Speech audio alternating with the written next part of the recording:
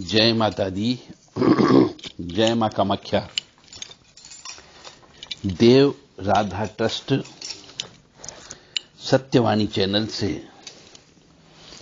आप नवग्रह शांति के ऊपर किताब लिखी गई है। जो भी मनुष्य इस नवग्रह शांति की किताब लेना चाहता हो वह देव राधा ट्रस्ट से संपर्क कर सकते हैं।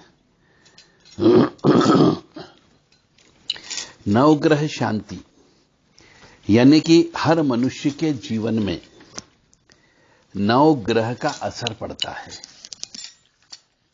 हमारा शरीर के ऊपर, मन के ऊपर, आत्मा के ऊपर इस नवग्रह के जो चाल होती है, नवग्रह जो चलते हैं, उसमें यदि किसी के खराब होते हैं तो उस समय उस मनुष्य के जीवन में अच्छा कर्म करने के बावजूद नुकसान होता है। और ऐसा भी होता है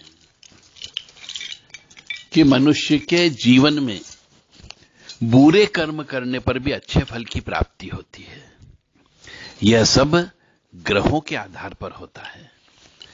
तो कौन सा ग्रह आपका खराब है और कौन सा ग्रह अच्छा है, यह पत्रिका देख करके पता लगा सकते हैं।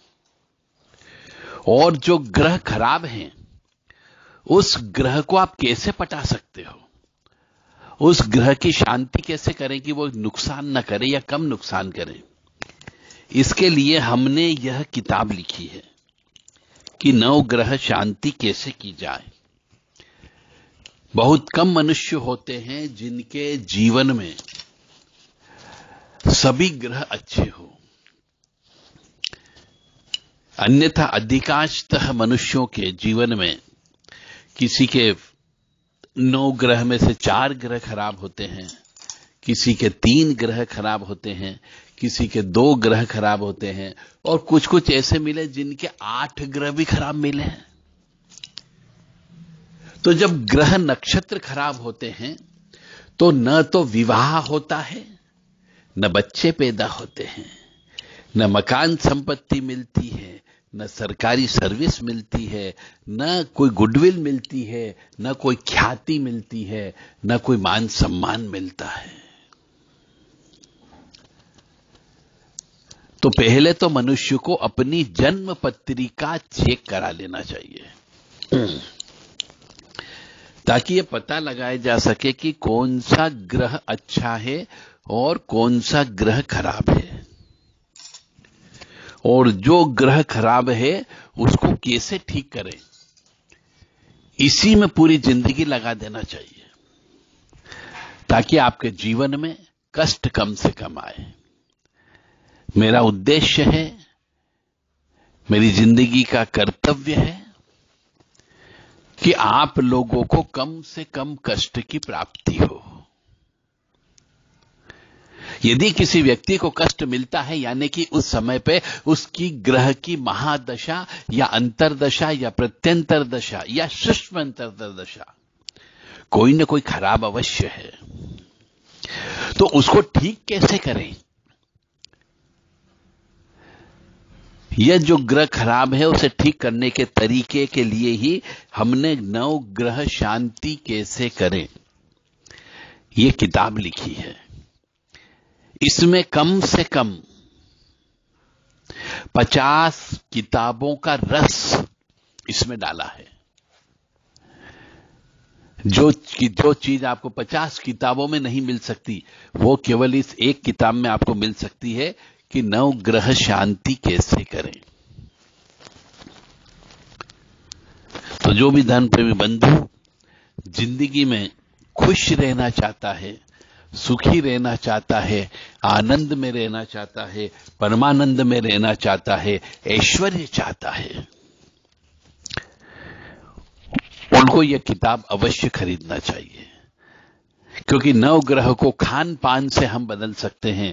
नवग्रह के खराब ग्रहों को हम खान पान से ठीक कर सकते हैं, हमारे आचार विचार व्यवहार से ठीक कर सकते हैं, हमारे कपड़े पहनने के तरीके से हम जो ग्रह खराब है उसको ठीक कर सकते हैं, और हमारे सोने उठने बैठने के जो तरीके हैं उससे हम अपने खराब ग्रह को अपने अनुकूल भी कर सकते हैं। तो ऐसे कौन कौन से कर्म करना चाहिए जिससे जो ग्रह खराब है वो अच्छा हो जाए? दान देने से भी ग्रह अच्छे हो जाते हैं। तो कौन से ग्रह खराब का कौन सा दान दिया जाना चाहिए, किस समय पे दान देना चाहिए, कब दान देना चाहिए, उसका क्या मुहूर्त होता है, तभी तो ग्रह अच्छा फायदा करेंगे। तो इस किताब में जो नवग्रह की शांति है, तो क्या नवग्रह को शांत कर सकते हैं? नवग्रह शांति के लिए कौन कौन से प्रयोग करना चाहिए? सर्वग्रह दोष शांत करने के कौन कौन से उपाय होते हैं? दीप दान करने से क्या नवग्रह शांत होते हैं? क्या अन्न दान करने से नवग्रह शांत होते हैं? क्या धातु का दान करने से नवग्रह शांत होते हैं? क्या विद्या दान करने से नवग्रह शांत होते हैं? यह सब इसमें दिया गया है। सूर्य खराब होने पर क्या करना चाहिए, चंद्र खराब होने पर क्या करना चाहिए, मंगल खराब होने पर क्या करना चाहिए, बुध खराब होने पर कौन कौन सी गतिविधि को बंद कर देना चाहिए और कौन सी गतिविधि प्रारंभ करना चाहिए। ऐसे पूरे 9 ग्रह के बारे में बताया गया है कि कौन से ग्रह के संबंध में आपको क्या कार्य करना है। और जो खराब ग्रह हैं उसको दान दे करके, हो सकता है कभी कभी शराब का दान भी देना पड़ता है, अन्न का दान भी देना पड़ता है, जर्दा चूने का भी दान देना पड़ता है, कंबल का दान देना पड़ता है।